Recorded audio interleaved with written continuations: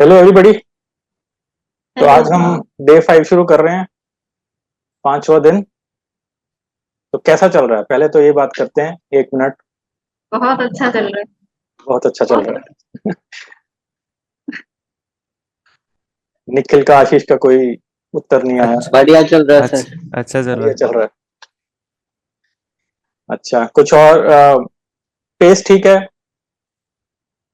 मतलब ज्यादा जल्दी तो नहीं कर रहा हूँ या ज्यादा धीरे नहीं कर नहीं, बिल्कुल सही, रहा बढ़िया चल रहा है, अच्छा समझ भी आ रहा है। हूँ? अच्छा, चलिए। और जो भी प्रश्न है वो पूछते रहिए, लिखते रहिए। अगर और होमवर्क जरूर करिए। होमवर्क करेंगे तो प्रश्न ज्यादा आएंगे। तो चलिए अब हम शुरू करते हैं, पांचवा दिन। सर हाँ जी। ये ये यूपीएल लिमिटेड है ना जो, इसमें वीकली टाइम फ्रेम में शायद डबल बॉटम लग रहा है, आप देखोगे? अभी देखते हैं। पहले थोड़ा सा कर लेते हैं, फिर स्टॉक्स पे ठीक। सर, आएंगे। एक यूपीएल मैंने भी आज किया, कल आपने बताया था वॉल्यूम के साथ अगर वो मतलब कैंडल बड़ी हो रही है हम्म और हम्म। वॉल्यूम कम हो रहा है, ऐसा वाला एग्जांपल मैंने भी देखा चलिए वो भी देख आज। लेंगे आप। अभी ऐसा करते हैं, जो कंटेंट है वो देख लेते हैं, पीपीटी में क्या है। और हम पूरा प्रोसेस समझ लेते हैं कि ट्रेड ट्रेड सेटअप कैसे बनाना है, पोजीशन कब लेनी है कब नहीं लेनी है, वो पूरा एक बार समझ लेते हैं। तो इसमें मेरे को नहीं लगता ज्यादा देर लगेगी, और उसके बाद हम चार्ट पे ही चर्चा करेंगे। और आगे आने वाली कक्षाओं में भी चार्ट पे ज्यादा चर्चा करेंगे। मतलब थोड़ा बहुत तो जो थ्योरी होगी वो पढ़ेंगे, पर चार्ट पे ज्यादा चर्चा करेंगे कि आप कोई उदाहरण लेके आइए, कोई चार्ट दिखाए, बताइए कि ये चार्ट पे को देखना है, इसका विश्लेषण करना है, या जो भी ऐसा कुछ करना है तो चार्ट्स पे ही करेंगे। और उससे ज्यादा समझ में आएगी। एक तो थ्योरी है, थ्योरी तो चलो बता दी, लेकिन सब चीजों को कंबाइन करके एक पोजीशन लेना, वो एक अलग बात हो जाती है। तो आज का जो टॉपिक है वो बहुत इंपॉर्टेंट है, कि आज हम पूरी सब चीजों को कंबाइन करना सीखेंगे। तो आज अब तक हमने सारी चीजें सीखी नहीं है, पर इतना जरूर सीख लिया है कि क्या क्या चीजें होती हैं। तो उनको कंबाइन कैसे करना है वो आज सीखेंगे। तो ये मेरा बनाया हुआ प्रोसेस है, पूरा प्रोसेस है। पी फॉर प्रोसेस और पी फॉर प्रवीण। तो इसमें 4 पीज है, तो P4 भी है और P4 भी है। तो 4 पीज हैं इसमें: प्राइस, पावर, पैटर्न और पोजीशन। तो इसका क्या मतलब है, ये चारों चीजों का अभी हम इसकी चर्चा कर लेंगे। आ, तो जैसे इसका अगर हम एग्जाम्पल लें या इसकी एक सिमिली देखें, तो सिमिली क्या है कि एक एरोप्लेन होता है जो ऊपर उड़ता है। तो एरोप्लेन में तो एक इंजन के साथ भी चल सकता है, जो छोटे प्लेन्स होते हैं, जो ट्रेनिंग के लिए लोग उपयोग में लाते हैं। जो जब पायलट अपना सीख रहा होता है, जो छोटे प्लेन्स होते हैं, तो उसमें यूजली एक ही इंजन होता है, तो एक ही इंजन से भी प्लेन ऊपर चल सकता है। लेकिन वो बहुत जोखिम वाला काम है, कि अगर वो एक इंजन भी फेल हो गया तो प्लेन नीचे गिर जाएगा, तो प्लेन क्रैश कर जाएगा। तो हमको एक इंजन पे नहीं भरोसा करना है, हमको हमारे पास कम से कम 2 इंजन तो होने चाहिए प्लेन में। तो जो भी बड़े प्लेन्स होते हैं, जो कमर्शियल प्लेन्स होते हैं, जो जिसमें पैसेंजर्स इधर से उधर जाते हैं, बड़े प्लेन्स मतलब बहुत बड़े ना भी हों, छोटे मीडियम साइज हो या स्मॉल साइज हो, मतलब जिसमें 10-15 सीट्स हों या उससे थोड़ी सी ज्यादा हो, तो उसमें दो दो इंजन तो होते ही होते हैं। तो हमारे पास ये 4 इंजन है: प्राइस, पावर, पैटर्न और पोजीशन। तो 4 इंजन हो तो बहुत ही बढ़िया है, सबसे बढ़िया है। लेकिन दो तो होने ही होने चाहिए। दो के बिना तो हम कोई ट्रेड लेंगे ही नहीं। तो अगर दो के बिना ले लिया तो बिल्कुल जोखिम में काम आ जाएगा। अगर 2 इंजन भी होंगे तो भी थोड़ा सा जोखिम रहता ही है। तो हम ये चाहेंगे कि ज्यादा से ज्यादा इंजन हो। ज्यादा से ज्यादा इंजन मतलब 3 इंजन हो जाए, 4 इंजन हो जाए तो बहुत ही अच्छा है। जो बड़े बड़े जंबो जेट्स होते हैं, जो बिल्कुल अक्रॉस कॉन्टिनेंट्स जाते हैं, उनमें 4 इंजन होते हैं। तो हमको वो 4 इंजन वाला प्लेन ढूंढना है। तो 4 इंजन वाला प्लेन रहेगा तो हमारा प्रोसेस बहुत स्मूथली चलेगा। हमको कोई ज्यादा चिंता करने की जरूरत नहीं है। अगर हमको 4 इंजन वाला प्लेन नहीं मिलता, 3 इंजन वाला मिल जाता है तो भी कोई बात नहीं, चलिए ले लेते हैं, क्योंकि 4 इंजन वाला प्लेन ढूंढना मुश्किल हो जाता है, मतलब हमेशा नहीं मिलेगा। तो इसका ये मतलब नहीं है कि हम बैठ जाएं, एक एक महीने तक बैठे रहें कि हमारे पास तो कोई ट्रेड आया ही नहीं, कोई ट्रेड सेटअप बना ही नहीं है। तो कम से कम 3 इंजन हो तो भी ठीक है। 3 इंजन जनरली कमर्शियल प्लेन्स में नहीं होते हैं, क्योंकि 3 एक ऑड नंबर हो जाता है, पर फिर भी कई प्लेन्स बनते हैं जिसमें 3 इंजन होते हैं। तो या तो 2 वाले ज्यादा होते हैं या 4 वाले होते हैं, परंतु 3 वाले भी आपको मिल जाएंगे। तो हाँ, खैर हमको प्लेन की मैन्युफैक्चरिंग के बारे में नहीं समझना है, हमको एरोनॉटिकल इंजीनियरिंग नहीं करनी है, हमने तो यहाँ पे टेक्निकल एनालिसिस करना है, जो एक बहुत ही आसान है एरोनॉटिकल इंजीनियर से, मेरे ख्याल से। मेरे को पता नहीं एरोनॉटिकल इंजीनियरिंग में क्या होता है, पर मेरे ख्याल से ये उससे बहुत आसान है। तो चलिए आगे चलते हैं। तो हम ये 4 चीजों को समझ लेते हैं, और सबसे पहले हम चलते हैं प्राइस पे। तो प्राइस मतलब कैंडल, जो हमने पिछली कई कक्षाओं में जिसकी चर्चा करी है, तो कैंडल की ही बात करी है। तो हमको जब पोजीशन लेनी है तो कैंडल कैसी होनी चाहिए, कौन सी होनी चाहिए, उसकी बात करी हमने पिछली कक्षाओं में करी है, तो उसको हम यहाँ पे समराइज कर रहे हैं। तो पहली तो चीज, मानव कैंडल होनी चाहिए, दानव नहीं होनी चाहिए, वामन नहीं होनी चाहिए। उसके बाद दूसरी चीज कि कैंडल की जो अपर शेडो है वो छोटी होनी चाहिए। लोअर शेडो चाहे थोड़ी सी बड़ी भी हो, कोई फर्क नहीं पड़ता इतना, लेकिन अपर शेडो छोटी होनी चाहिए। और अगर सॉलिड कैंडल हो, जैसे बोलते हैं मारुबोजू कैंडल, मारुबोजू कैंडल मतलब जिसका हाई और ओपन बराबर होता है, और लो और नहीं, हाई और क्लोज बराबर होता है, और लो और ओपन बराबर होता है। तो मारुबोजू कैंडल मैं आपको बना के दिखा देता हूं एक।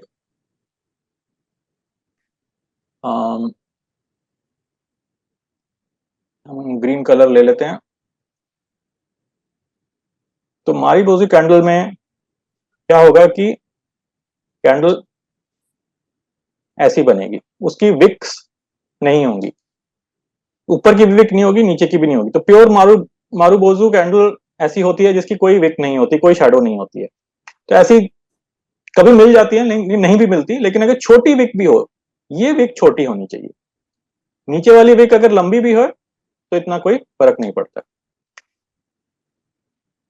और ये मानव कैंडल होनी चाहिए। मानव कैंडल मतलब हम जो बात कर रहे थे 2 से 4% की होनी चाहिए, थोड़ा सा कम भी हो जाए, 1.9% हो, कोई बात नहीं है।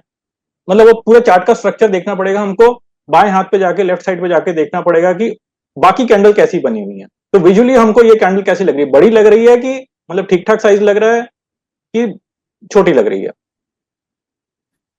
तो मानव कैंडल होनी चाहिए, दानव नहीं होनी चाहिए, वामन नहीं होनी चाहिए, इसकी अपर शेडो छोटी होनी चाहिए, या अगर बिल्कुल सॉलिड है तो बहुत ही अच्छी बात है। जो कैंडल है वो प्रीवियस रेड कैंडल के ऊपर क्लोज होनी चाहिए। तो जो लेफ्ट साइड पे जो कैंडल्स हैं, जो भी रेड कैंडल है, उसके ऊपर क्लोज होनी चाहिए। तो अगर हम यहाँ पे देखें, तो अगर एक रेड कैंडल यहां बनी हुई है लेफ्ट साइड पे, समझ लीजिए वो यहां बनी हुई है, तो उसकी पूरी बॉडी प्लस विक के ऊपर क्लोज होनी चाहिए। तो ये कैंडल ठीक है। लेकिन अगर वो रेड कैंडल ऐसी है, मतलब, तो ये ठीक नहीं है, क्योंकि ये जो ग्रीन कैंडल है इसके ऊपर क्लोज नहीं हुई है। अगर ये वाली जो ग्रीन कैंडल है, ये कई एक से ज्यादा रेड कैंडल्स के ऊपर क्लोज हो रही है, तो बहुत ही अच्छी बात है। मतलब पिछले 2 3 4 कैंडल्स के ऊपर क्लोज हो रही है, तो बहुत ही अच्छी बात है। तो ये हो गया हमारी ये 3 चीजें। तो ये 3 चीजें तो मस्ट हैं। इन तीनों चीजों के बिना प्राइस कुछ भी हो उससे हमको कोई मतलब नहीं है। प्राइस 100 रुपए हो, 105 रुपए हो, आपको लग रहा है कि प्राइस अभी एक सप्ताह पहले तो 150 रुपए था, अभी 100 रुपए आ गया तो मतलब बहुत अच्छा प्राइस हो गया है, नहीं, ऐसी बात नहीं है। हो सकता है वो 100 से फिर और नीचे नीचे नीचे चला जाए, 70 भी चला जाए, 60 भी चला जाए, 50 भी चला जाए, हो सकता है वो शून्य भी चला जाए। तो ऐसा नहीं है कि एक जो प्राइस गिर गया है तो और नहीं गिर सकता, वो फिर भी गिर सकता है। तो हमको प्राइस, सिर्फ प्राइस को नहीं देखना है, प्राइस के साथ साथ कैंडल को भी देखना है। तो जब तक हमको एक reversal candle, proper reversal candle नहीं मिल जाती, हम ट्रेड नहीं लेंगे। तो ये हो गया हमारा पहला इंजन। अब दूसरा इंजन देख लेते हैं। तो इसको इन आकृतियों को मैं डिलीट कर देता हूं। अच्छा, एक चीज मैं और बता देता हूं, पिछली स्लाइड पे ही चलते हैं। यहां पे अगर आपके पास एक मानव कैंडल मिल जाए, ग्रीन कलर ले लेता हूं पहले मैं, एक मानव कैंडल मिल जाए, अच्छी मानव कैंडल है वो, बहुत बढ़िया लग रही है हमको, लेकिन उससे पहले अगर एक रेड कैंडल है और वो बहुत ही बड़ी है, मतलब वो दानव कैंडल है, तो ऐसा ट्रेड नहीं लेना है, बिल्कुल भी नहीं लेना है।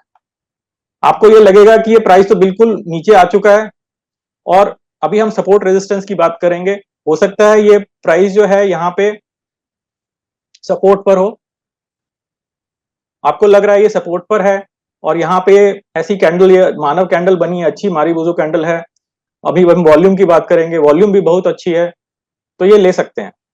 नहीं, क्योंकि एक तो पहली चीज कि दानव कैंडल है, तो दानव कैंडल के ऊपर निकलना बहुत ही मुश्किल है, और दूसरी चीज तो यही जो हमने अभी बात करी कि प्रीवियस रेड कैंडल को क्रॉस करनी चाहिए, क्लोज उसके ऊपर होना चाहिए, तो वो तो है ही नहीं यहाँ पे। तो जब तक और आगे आने वाले समय में छोटी कैंडल्स ना बन जाए, फिर एक ग्रीन कैंडल बने, तब तक वो ट्रेड हम नहीं लेंगे। तो ये चीजें आप याद रखिए कि ये पहला इंजन है हमारा। तो इनको मैं डिलीट कर देता हूं। रुकिए जरा, ठहरिए, मैं आपको एक छोटा सा संदेश देना चाहता था। मैं स्विंग ट्रेडिंग पर एडवांस क्लासेस भी लेता हूं। अगर आप मेरी एडवांस क्लास लेना चाहते हैं तो मुझसे व्हाट्सएप या ईमेल पर संपर्क कर सकते हैं। तो चलिए वापस फ्री ट्रेनिंग पर चलते हैं। तो हमको दानव कैंडल पे नहीं लेना है, मानव कैंडल पे नहीं लेना है, और सॉरी, मानव कैंडल पे लेना है, और वामन कैंडल पे नहीं लेना है। चलिए आगे चलते हैं। अब ये हमारा दूसरा इंजन है। तो दूसरा इंजन है शो ऑफ स्ट्रेंथ। तो कैंडल अपने आप में एक बड़ी अच्छी चीज है, एक इंजन तो हमको मिल गया, पर दूसरा इंजन भी चाहिए हमको, और दूसरा इंजन है वॉल्यूम। वॉल्यूम से ही कैंडल में पावर आती है। वो पावर कैसे आती है कि जो वॉल्यूम है वो प्राइस के पीछे पीछे चलनी चाहिए। ऐसा नहीं है कि वॉल्यूम बहुत ही कम है और कैंडल बड़ी बन गई है, एक अच्छे साइज की कैंडल बन गई है। वॉल्यूम नहीं है तो उस कैंडल के साइज का कोई औचित्य नहीं है, कोई मतलब नहीं है। तो वॉल्यूम भी अच्छी एक बननी चाहिए। जैसे हमने कल देखा था कि हम वॉल्यूम में भी मूविंग एवरेज लगा सकते हैं। अगर वॉल्यूम उस एवरेज के आसपास है या उससे ज्यादा है तो बहुत अच्छा है, अगर वो नहीं है ऐसा तो फिर हम उसको इग्नोर भी कर सकते हैं। तो ये हो गया पावर। अब ये दो इंजन हो गए, अब हमारा तीसरा इंजन आ जाता है पैटर्न। तो कई बार ये होता है कि आपको पैटर्न नहीं मिलता है, कोई बात नहीं, अगर पैटर्न नहीं मिल रहा है तो ये इसका मतलब ये नहीं है आप ट्रेड नहीं लेंगे। अगर आपका पहले दो इंजन हैं और तीसरा इंजन नहीं है लेकिन चौथा इंजन है तो अच्छी बात है, या पहले दो इंजन है और तीसरा इंजन है लेकिन चौथा इंजन नहीं है तो भी ठीक है। चारों इंजन है तो बहुत ही अच्छी बात है, मतलब उसमें तो कोई बात करने की जरूरत ही नहीं है। तो पैटर्न मतलब कई तरह के पैटर्न होते हैं। जो दो पैटर्न तो हमने पहले देखे थे अपनी पिछली कक्षाओं में, एक ड्यूअल डिप डिलाइट और ट्विन टॉप टर्न अराउंड। तो अभी हम ट्विन टॉप टर्न अराउंड की बात नहीं कर रहे क्योंकि वो रिवर्सल पैटर्न होता है, ऊपर से नीचे आने वाला पैटर्न होता है। तो अभी हम सिर्फ खरीदने की बात कर रहे हैं। तो अगर हमको ड्यूअल डिप डिलाइट मिल जाए जो एक सिंपल पैटर्न है और एक बहुत कॉमन पैटर्न है, हमको मिलता रहता है। मतलब अगर हम दिन में 100 स्टॉक देखें तो एक आधे में मिल ही जाएगा। तो ड्यूअल डिप डिलाइट को देखिए, बाकी चीजें देखिए। अगर आपको लग रहा है कि ये यहाँ पे पोजीशन बनाई जा सकती है तो उसको बना लीजिए। तो ये हो गया पैटर्न। तो और भी तरह के पैटर्न्स होते हैं जिनकी हम चर्चा आगे आने वाली कक्षाओं में करेंगे, जैसे हेड एंड शोल्डर्स है, फ्लैग पैटर्न है, ट्रायंगल पैटर्न होते हैं, कई तरह के पैटर्न्स होते हैं। पर आप एक पैटर्न भी समझ लें तो भी ठीक है, मतलब और ज्यादा समझे तो अच्छी बात है, पर अगर एक पैटर्न में भी आपकी मास्टरी हो जाए, अगर आप सिर्फ ड्यूअल डिप डिलाइट पर मास्टरी कर लें तो आपको कुछ और नहीं चाहिए। मतलब ड्यूअल डिप डिलाइट के साथ आपको ट्विन टॉप टर्न अराउंड भी करना पड़ेगा, क्योंकि आपको रिवर्सल भी देखने हैं। तो अगर आप इन पे मास्टरी कर लें तो आपको कुछ और नहीं चाहिए। हमको बहुत सारे ट्रेड्स नहीं लेने हैं, लेकिन जो ट्रेड्स लेने हैं वो अच्छे ट्रेड्स लेने हैं। ऐसे ही नहीं कि आज मेरा मन कर रहा है तो वो वाली चीजें नहीं करनी है, ये लग रहा है मेरे को अच्छा है, वो नहीं करना है। तो अब हम चौथे इंजन पे चलते हैं। तो चौथा इंजन है पोजीशन। तो रियल एस्टेट में एक कहावत है, बोलते हैं लोकेशन लोकेशन लोकेशन। आपने घर खरीदना है तो लोकेशन अच्छी होनी चाहिए। अगर लोकेशन अच्छी नहीं है तो हम नहीं खरीदेंगे। तो वैसे ही है यहाँ पे हम बोल रहे हैं पोजीशन अच्छी होनी चाहिए। पोजीशन मतलब वो सपोर्ट पे होना चाहिए। अगर वो सपोर्ट पर है तो आप उसको खरीदेंगे, अगर सपोर्ट पे नहीं है तो बाकी तीन चीजें होनी चाहिए। अगर बाकी तीन चीजें में से भी एक भी मिसिंग है तो फिर आप नहीं करेंगे। तो सपोर्ट पे आप खरीदेंगे और रेजिस्टेंस पे आप सेल कर देंगे। तो इसका मतलब क्या है सपोर्ट रेजिस्टेंस का?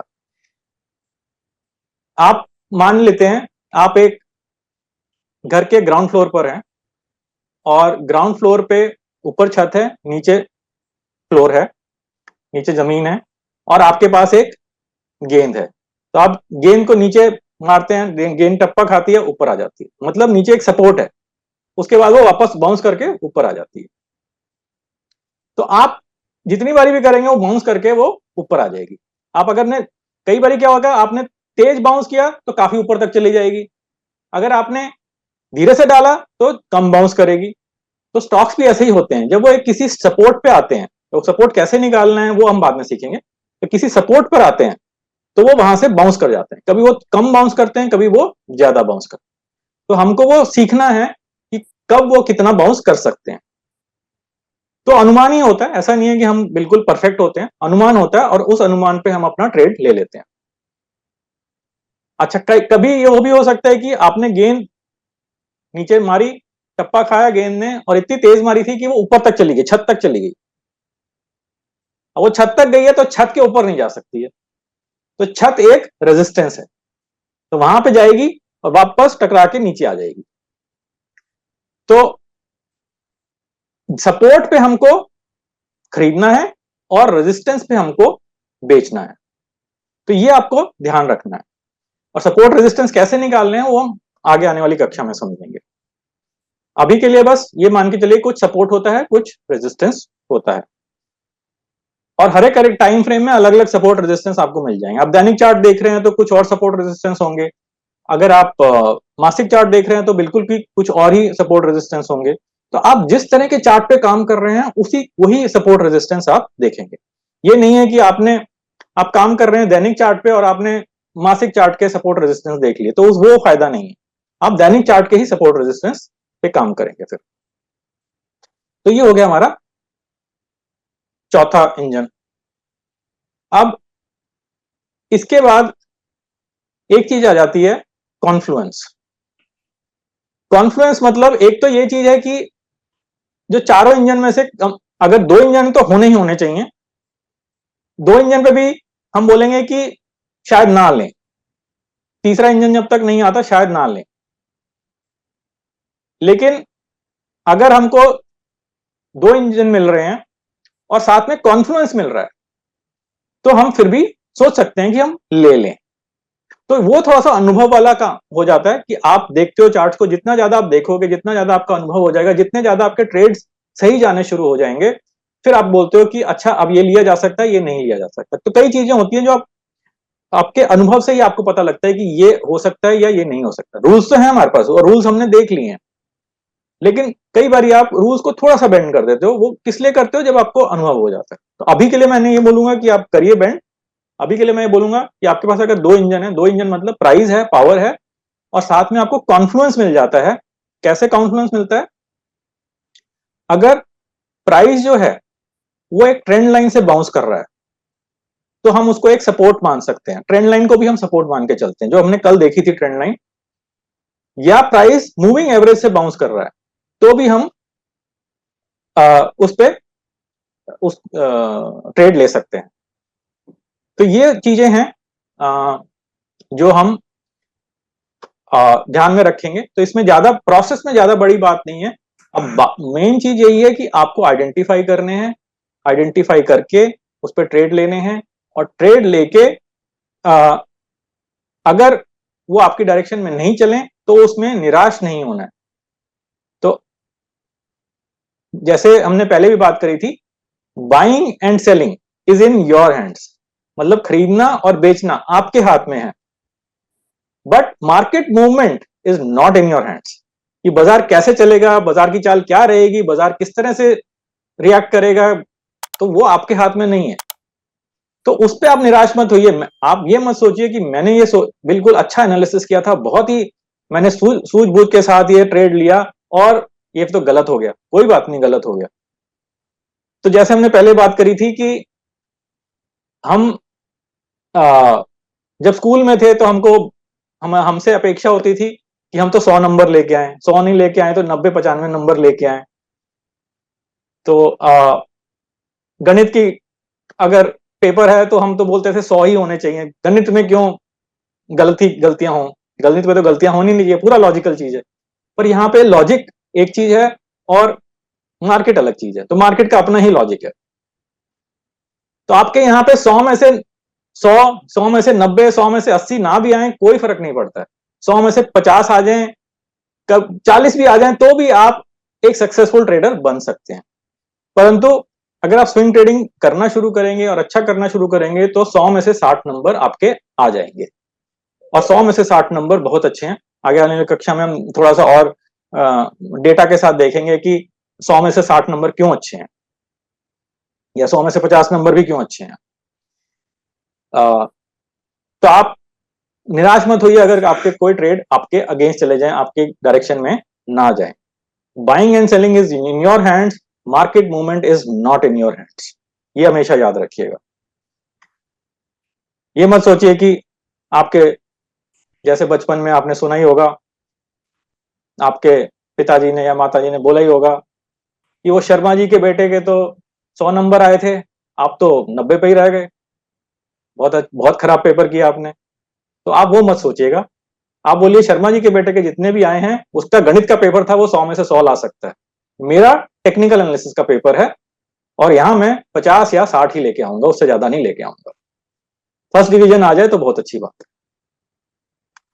ठीक है, तो ये कॉन्फ्लुएंस हो गया।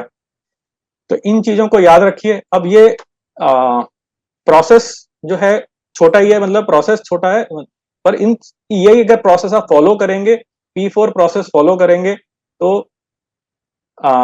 ओवरऑल आपको लाभ ही होगा।